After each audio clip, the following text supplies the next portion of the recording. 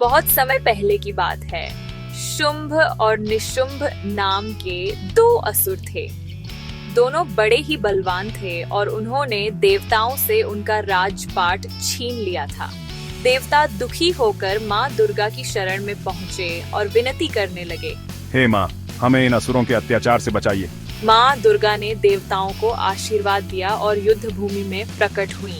वहाँ शुंभ निशुंभ के सेनापति रक्तबीज ने माँ को चुनौती दी, लेकिन रक्तबीज कोई साधारण राक्षस नहीं था। उसे वरदान मिला था कि जब भी उसके शरीर से रक्त की एक बूंद गिरेगी, उतनी ही संख्या में उसके जैसे और असुर पैदा हो जाएंगे। युद्ध शुरू हुआ और जैसे ही माँ के शस्त्र से रक्तबीज घायल हुआ, उसकी रक्त की बूंदें जमीन पर गिरीं और देखते ही देखते चारों ओर हजारों रक्तबीज खड़े हो गए। युद्ध कठिन होता गया। देवता घबरा गए। अब क्या होगा? इसे कैसे मारा जाए? तभी माँ दुर्गा का चेहरा कठोर हो गया। उनकी आंखें लाल हो उठी और उन्होंने अपने भीतर से एक अत्यंत भयानक रूप प्रकट किया। वह थी माँ कालरात्रि। उनका रंग घना काला था, जैसे आधी रात का अंधकार। बाल बिखरे हुए, शरीर से अग्नि की ज्वालाएं निकल रही थीं। गर्दभ पर सवार होकर वे रणभूमि में उतरी। उनकी गरज से पूरी पृथ्वी कांप उठी। जैसे ही रक्तबीज ने उन्हें देखा, वह भी डर गया।